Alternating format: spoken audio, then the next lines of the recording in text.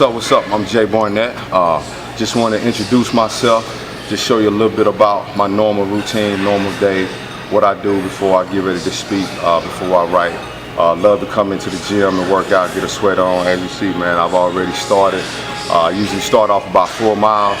Running really opens up my thinking ability. When I'm on the treadmill, it really allows me to think, really allows me to open my mind, take my mind to a whole different place. I mean, you're running, you can think about the highs, the lows, the good, the bad, the good and the ugly.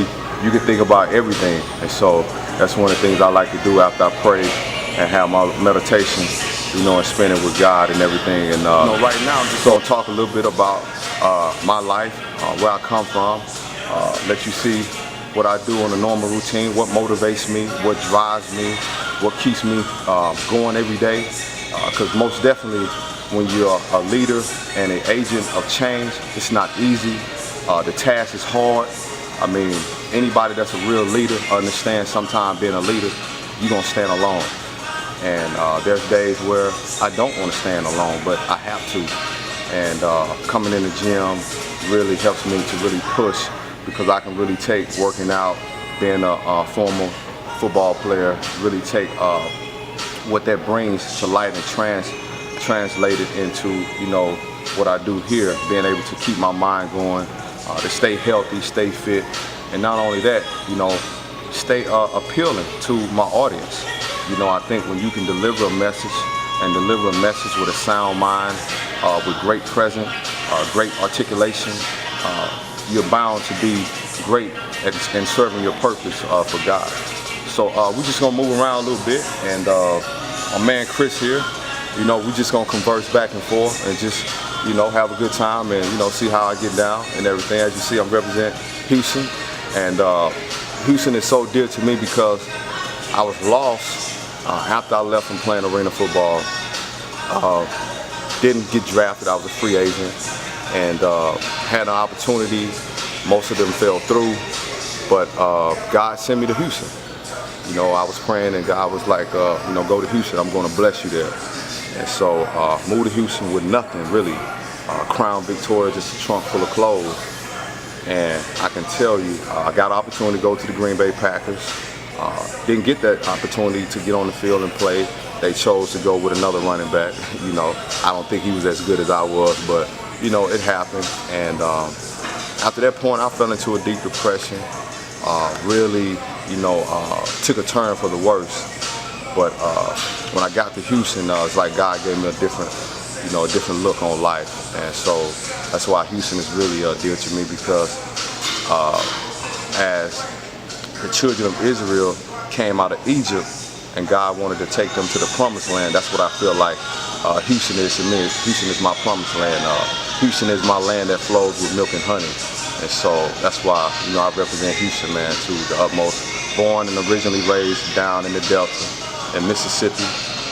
Love Mississippi. I mean, some of the great upbringing I think anybody can really have to really influence their young child years, your adolescent years, as a teenager. And so I'm really grateful to be from that part of the country, because it's one of the poorest states in the union. The economic system is very, very, very disheartening. People are still struggling. Some people still in slavery in their mentalities, in their education, and it's it's at the bottom. And so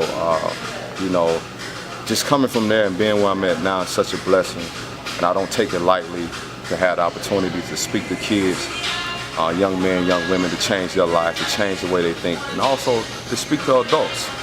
I just turned 30 this year, but it's well needed in adults too, because sometimes our vision gets blurry, because when you're a kid, problems don't really look like problems, because you look to your parents to fix it. And if you're a kid like myself, I got to know God very early on. So to me, it was easy for me to trust God when I was a kid, because your problems seem so small and God seems so big. And as you grow up, for some reason, and become an adult, your problems get bigger, and sometimes God seems smaller. And so, but does not mean that God is not there, and God most definitely is not small. You cannot succeed in life without an education. Doesn't mean that you have to go to college, but you got to get educated in something, in whatever you want to do in life.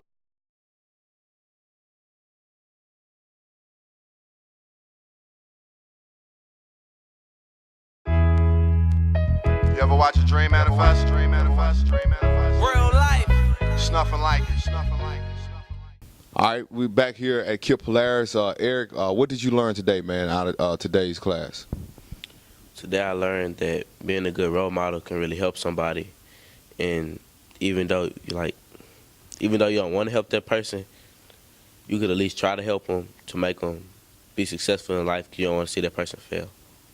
Now, what did you learn? Like, what are you going to do different in your life after learning what you learned today, after hearing my story? Just what are some of the things that you're going to do different? Well, first I'm going to start respecting my mom and my little brother, because before I started doing this program, I used to disrespect my little brother a lot, like pushing him around, making him get stuff for me when I can get it myself. And start respecting my mom, because when she tell me to do my chores, I didn't want to do them. I just stay where I'm at, finish doing what I'm doing. Well, I'm glad this program, man, has been a help to you to respect your mother, because, you know, your mother's all you have.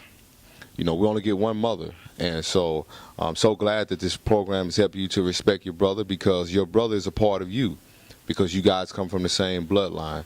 And most definitely, man, I'm very excited and proud to hear that you are changing some things, and that this program has a positive effect on you to be better and to do better.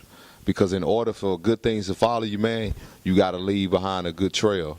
And so I just want to commend you on that, man. And thank you, Eric. And look forward to seeing you next week.